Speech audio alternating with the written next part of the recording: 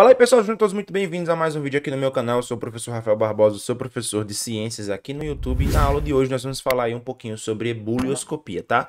Mas antes, como é de praxe aqui no nosso canal, não esquece de descer o player aqui embaixo e clicar no botãozinho de se inscrever se você não for inscrito. Mas se você já é inscrito e ainda não ativou o sininho para receber todas as notificações, não esquece de fazer isso também. Desce o player aqui embaixo, clica no sininho que você vai receber muita videoaula bacana aí nesse ano de 2021. E quem sabe outros conteúdos também que eu posso trazer para você aqui nesta bagaça que é o YouTube. Então depois da vinheta vem comigo que nós vamos falar sobre ebullioscopia.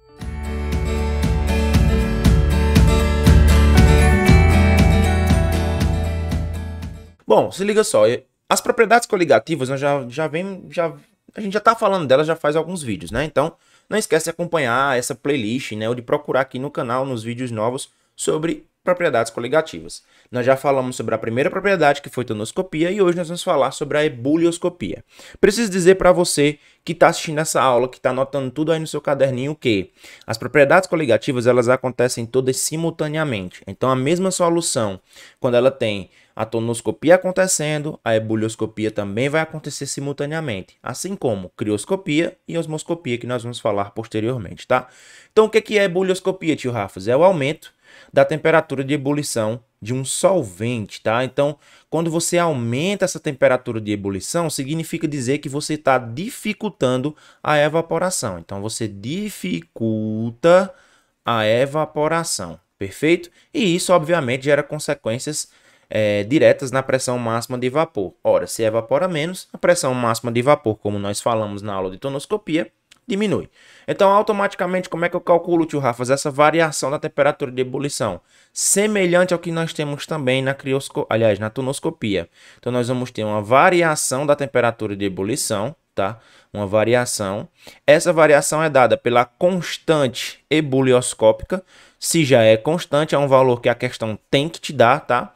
A molalidade, que eu já falei para vocês o que é molalidade, que é uma relação de concentração, e o fator de Van Hoff. Tá certo? O fator de Van Hoff.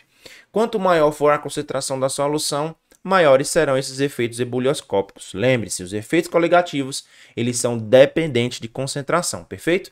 E aí a gente tem aqui uma experimentação onde você consegue perceber a ebullioscopia acontecendo, tá? Então a gente tem aqui a temperatura de ebulição da água pura, lembrando que isso nós estamos fazendo a pressão constante. Obviamente, se nós modificarmos a pressão, essa temperatura de ebulição vai modificar junto. Então, se a gente tem a temperatura de ebulição 100 graus para água pura, quando eu adiciono glicose, olha só o que acontece com essa temperatura de ebulição. Ela aumenta. Sim, pessoal, a ebullioscopia é o aumento da temperatura de ebulição. E isso é condicionado, obviamente, à concentração da solução. Por exemplo, se eu estiver utilizando glicose a 0,5 mol por litro, eu vou aumentar para 100,26 graus Celsius. Se eu dobrar essa concentração, ou seja, dobrei a concentração, o aumento também vai ser ainda mais expressivo.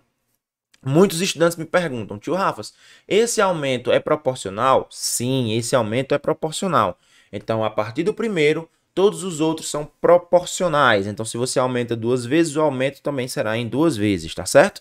E lembrando que, dependendo da solução, nós devemos considerar o fator de Van Hoff. Esse fator vai definir para a gente qual será a relação entre duas soluções e como é que elas se comportam mediante formação de íons ou de partículas diferentes em solução, tá bom? Mas eu quero que você saia dessa aula entendendo que ebullioscopia é o aumento da temperatura de ebulição de uma solução, perfeito? Tio Rafas, e como é que a gente vê isso num gráfico? É muito comum vestibulares trazerem o gráfico para você avaliar. Então, olha só. Lembrando que a gente está usando a mesma pressão, então é uma pressão constante.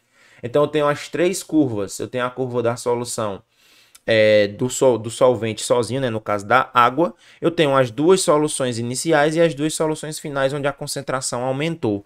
Então, veja que essa variação na temperatura de ebulição ela é proporcional à concentração. À medida que a concentração da solução ela vai aumentando, essa variação na temperatura de ebulição também aumenta, perfeito? Então, se a gente observar isso, à medida que você tem soluções mais concentradas, efeitos coligativos ainda mais predominantes nós vamos ver, beleza?